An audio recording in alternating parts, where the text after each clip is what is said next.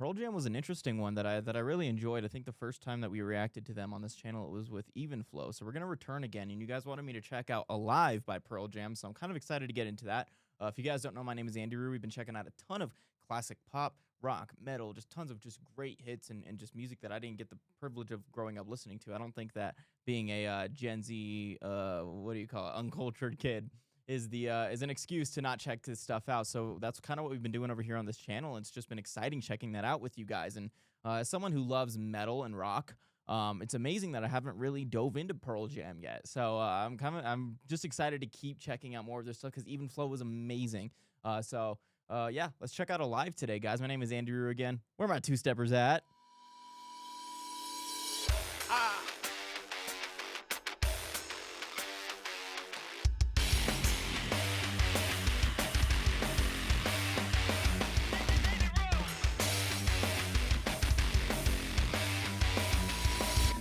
Do it. Let's do it. Even Flow is tight, man. That was such a good song. I loved that. That was one of the songs that I had to like, what do you call it? Yeah, there it is. Even Flow right there. It's just one of the ones that I added to my playlist and I loved it and I listened to it a lot. It's so good, man. Pearl Jam is sick, man. It's great. It's great. You know, it's funny because like, again, this really isn't an excuse, but like growing up playing piano, I feel like is so different than growing up learning how to play like guitar or drums, right?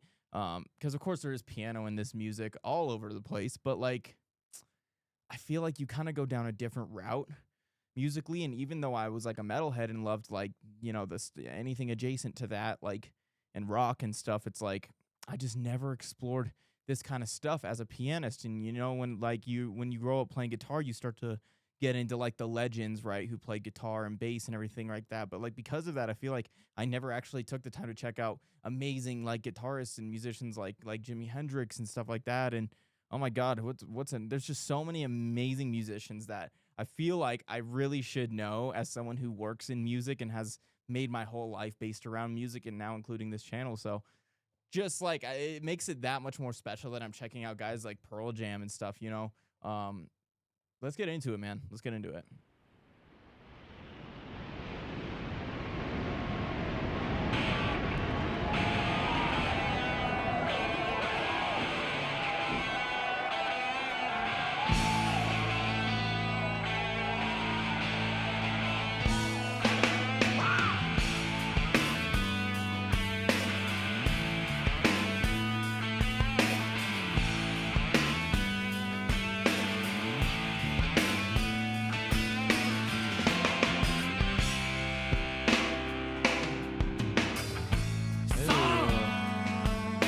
Little grooves that the drummer was going off of right there was really great, and then obviously the guitar is complementing it, but I was really good in that little fill right before this verse comes in. Amazing. That sounded so good.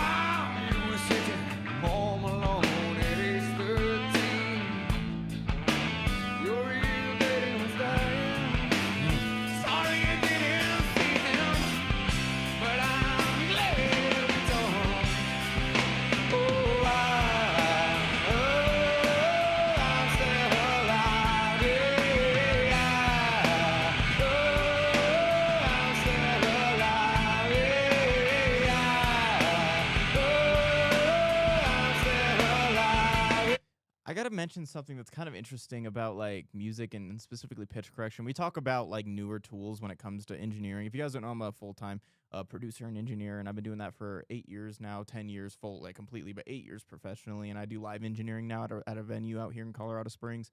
But you know, pitch correction's interesting nowadays, and at the time that this was recorded, I'm gonna assume that they didn't have pitch correction, especially because what I'm hearing as he sings, and he's got such an iconic voice, man. Like you know Pearl Jam when you hear them. You know Pearl Jam when you hear them, especially like with the hits like Even Flow and things like that. Because I think I had heard that song before I had reacted to it, but just kind of in passing. You know, I never actually got to sit down and listen to it. So Even then, but it's like you just know the voice, like it's so iconic. But anyway, sorry about pitch correction and things like that, right? Like auto tune and pitch correction. First off, they're not a total crutch, right?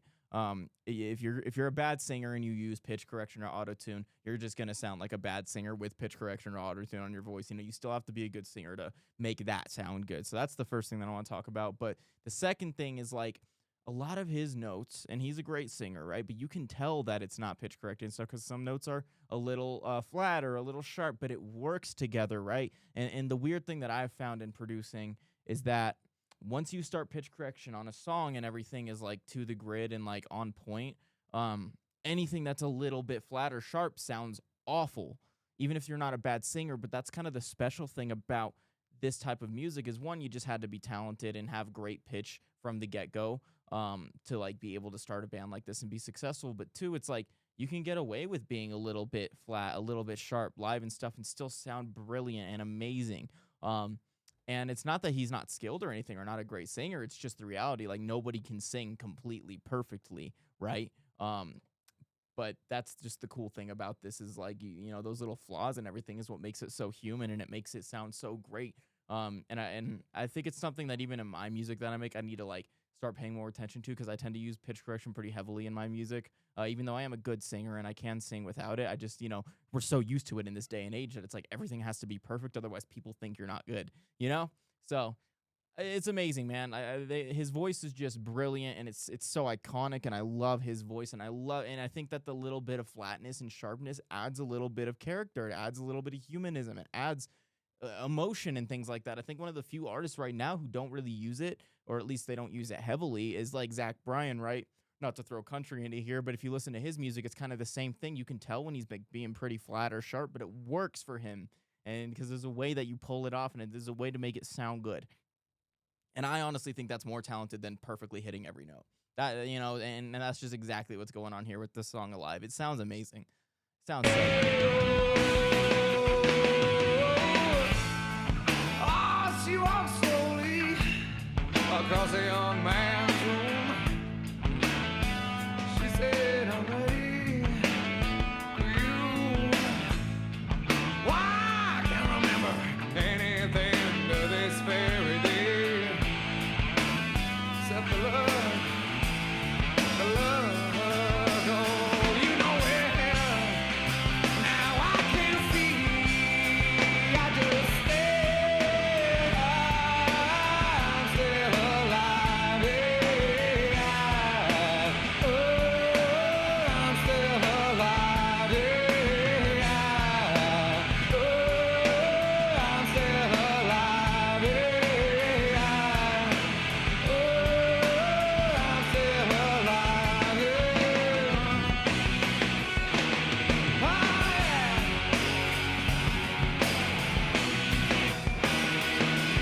Woo! Come on.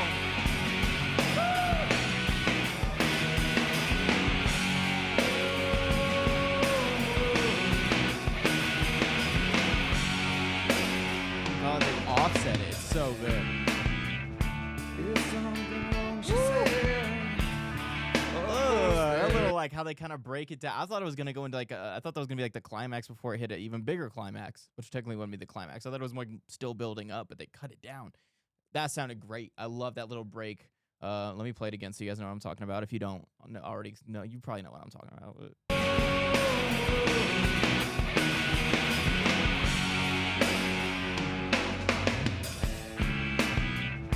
It just calms down there and gets all smooth. Like that's so good, man. Their arrangement is amazing. It's something else. One thing I wanted to say, I think I had mentioned this in another reaction. I think it was a Disturbed reaction. I want to say I could be wrong. No, I think it was a little bit older than that. Basically, I think it's very interesting the kind of era that we're in right now when it comes to style and alternative scenes, right? Like I think now with like the explosion of TikTok and everyone trying to kind of fit into a certain group and everyone loves aesthetics, right? Aesthetics are everything in my generation. And I think that it's become a lot more performative and not necessarily in the really bad way. I think it's a good thing. I think perpetuating styles and stuff like that, especially in the alternative scenes, is great. You know, it's making things like tattoos become more normalized and piercings in the professional world and things like that. And it's amazing, right? But I think there's something kind of special about this time too, though, that there wasn't this performative kind of nature about the scene. And everyone in here, if you look at the crowd, all just normal looking people. None of them have crazy tattoos. Some of them do, but none. Most of them are pretty blank. They don't have crazy piercings. They don't have crazy hair or anything like that. And like of course, it existed at this time, but it was so much more far and few between. And I think there's something kind of special about that, right? Where they're all connected through simply music. But it is cool now that you have people like me and other people who are very expressive, externally about kind of the scenes that we're in, because then you can kind of spot them, out in public and be like, oh, you're there. But sometimes it's a little too performative, right? Like people will like dress like, they'll get crazy tattoos and piercings, but not be in those scenes at all, which is, I guess, okay. But it is a little bit of a bummer when I see someone, I'm like, oh, what bands do you listen to? They're like, I don't even listen to metal. I'm like, or rock. I'm like, damn. Anyway, let's keep watching this. I just wanted to point that out because every time I see one of these videos from these bands, the crowd just looks like a bunch of normal dudes and chicks. And it's great. I think it's really special, honestly. Is something wrong, she said. Of course there is. You're still alive, she said. Or do I deserve to be? Is that the question? And if so, who answers?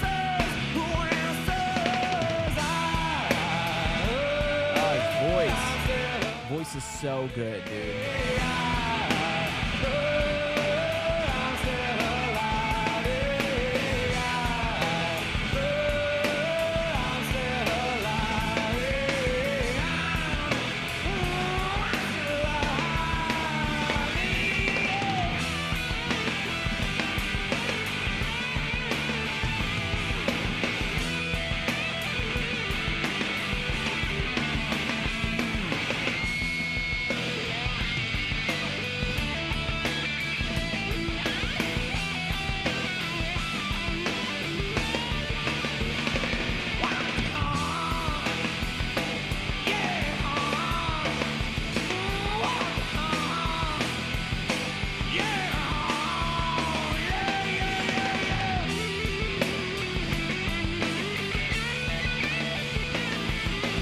Like a hardcore show, like a hardcore punk show. If you know what I'm talking about, the genre hardcore. Obviously, it is hardcore or whatever, but like the genre is a lot of hardcore shows that look like this, especially in the local scene. You got a lot of stage divers, a lot of people climbing on stage, a lot of mosh pits and violence, and it's just great. It's so freeing. I love it.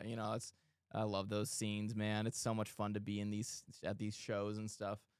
It's cool seeing it in a Pearl Jam video.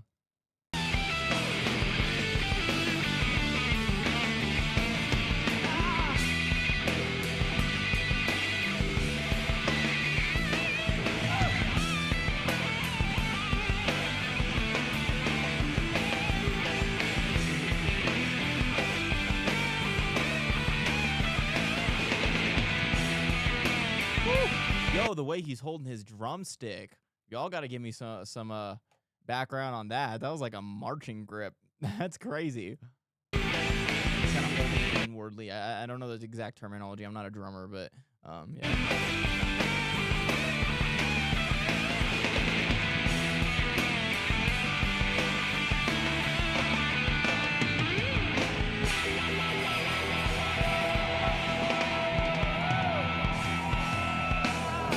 Amazing. Dude, yeah. I love it. I love all things Pearl Jam so far. I just reacted to some Slipknot that I didn't get the chance to like all the way listen through and all this stuff. Man, this is just such cool music, and I love checking it out with you guys. So definitely subscribe if you want to see some more. Make sure you guys like and comment as well. Comment some things that I should check out, whether it's by Pearl Jam or someone else. It doesn't bug me. You can comment anything you want me to check out. I also have my socials in the description. I have my Instagram, X, and TikTok, where you can see me do my crazy Gen Z stuff over there that has nothing to do with like reactions. But you can kind of get a glimpse into my world of like the other music I listen to on a day-to-day basis, because I'm always posting stuff I'm listening to and just hanging out with you guys and able to message you guys there a little bit. So definitely check those out. We also started a membership where we're dropping videos early before they go live to the public. And if you want to sign up for that, it's there. If not, it's okay. Your regular subscription means the world to me. And everything that we drop over there, we eventually drop to the public. So you're not really missing out on anything if you don't. And yeah, I'm going to get my butt out of here. My name's itsandiroo. Peace. I always try to get it right. I can never get it right.